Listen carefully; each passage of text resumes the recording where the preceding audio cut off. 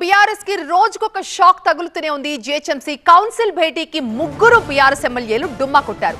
సబితా ఇంద్రారెడ్డి, ప్రకాష్ గౌడ్, మైపాల్ రెడ్డి ఈ ముగ్గురు కూడా కౌన్సిల్ భేటీకి గైర్హాజరయ్యారు.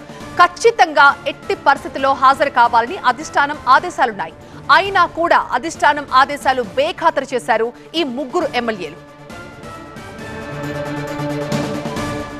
జీహెచ్ఎంసీ కౌన్సిల్ భేటీకి ముగ్గురు ఎమ్మెల్యేలు సబితా ఇంద్రారెడ్డి, ప్రకాష్ గౌడ్, మైపాల్ రెడ్డి ముగ్గురు కూడా గైర్హాజరయ్యారు. ఖచ్చితంగా ఈ కౌన్సిల్ భేటీకి హాజరు కావాలని అధిష్టానం ఆదేశాలు ఉన్నప్పటికీ కూడా ఆదేశాలు బేఖాతరు చేశారు ఈ ముగ్గురు ఎమ్మెల్యేలు. మా ప్రతినిధి రాకేష్ లైవ్ లో జాయిన్ అవుతున్నారు. రాకేష్, ఖచ్చితంగా మీటింగ్ కి వెళ్ళాలి అని అధిష్టానం చెప్పిన తర్వాత కూడా వెళ్ళకపోవడాన్ని ఎలా అర్థం చేసుకోవాలి? నిన్న సమావేశానికి కూడా కొంతమంది రాలేదు. ఖచ్చితంగా అధిష్టానం దీన్ని సీరియస్గా తీసుకుంటుంది.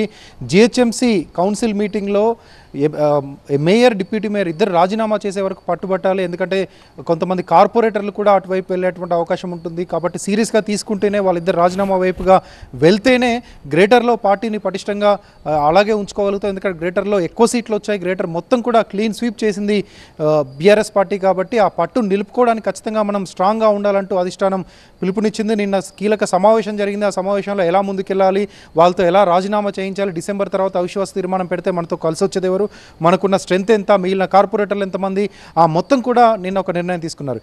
ఈరోజు దాదాపుగా ఎవరైతే కొంత వ్యాలిడ్ రీజన్స్తో నిన్న అటెండ్ కాని వాళ్ళు ఉన్నారు, లేకపోతే రీజన్ లేకుండా అటెండ్ కాని వాళ్ళు ఉన్నారో వాళ్ళంతా హాజరవుతారని భావించారు. కానీ నిన్న ఎవరైతే అటెండ్ కాలేదో షేర్లింగంపల్లికి సంబంధించిన ఎమ్మెల్యే గాంధీ కానీ, కుకట్పల్లి కృష్ణారావు వాళ్ళిద్దరు అటెండ్ అయ్యారు. కానీ ఈరోజు ప్రకాష్ గౌడ్ అటెండ్ కాలేదు, సబితా ఇంద్రారెడ్డి అటెండ్ కాలేదు, గూడెం మహిపాల్ రెడ్డి అటెండ్ కాలేదు.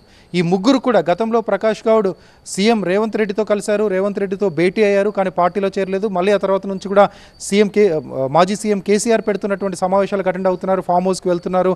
నిన్న కూడా ఆయన తెలంగాణ భవన్కి వచ్చి అక్కడ జరిగినటువంటి మీటింగ్కి అటెండ్ అయ్యారు. ఇక సబితా ఇంద్రారెడ్డి నిన్న అటెండ్ కాలేదు, ఈ రోజు అటెండ్ కాలేదు. కానీ కార్తిక్ రెడ్డి, సబితా తనయుడు కార్తిక్ రెడ్డిని అక్కడ ప్రెస్ మీట్ పెట్టారు. పార్టీ మారేటువంటి అవకాశమే లేదు, కొన్ని కారణాలతోనే అటెండ్ కాలేదు, రేపు అటెండ్ అవుతామంటూ ఆయన చెప్పారు. ఇక గూడెం మహిపాల్ రెడ్డి ఈడీ రైట్స్ పనిలో ఉన్నారు, ఆయన ఈడీ విచారణ ఎదుర్కొంటున్నారు కాబట్టి అటెండ్ కాలేదని పార్టీ భావిస్తుంది.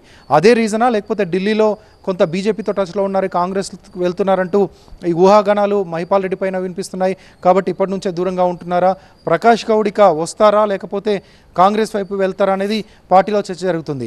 సబితా ఇంద్రారెడ్డిని పక్కన పెడితే ఇద్దరు మాత్రం కీలకమైనటువంటి సమావేశానికి ఎందుకు అటెండ్ కాలేదనేది పార్టీలో డిస్కషన్ జరుగుతుంది. నిన్న అటెండ్ కానటువంటి ఎమ్మెల్యేలు ఈరోజు అటెండ్ అయ్యారు. కానీ ఈరోజు ఈ సమావేశానికి ఎందుకు హాజరు కాలేదు, ఇంత కీలకమైనటువంటి సమావేశానికి ఎందుకు బీఆర్ఎస్ తరఫున హాజరయ్యే ఆ స్ట్రెంత్ను ఎందుకు చూపించలేకపోయారు అనేది ఆసక్తిగా మారింది. దీనిపైన ఏ వివరణ ఇస్తారనేది చూడాలి.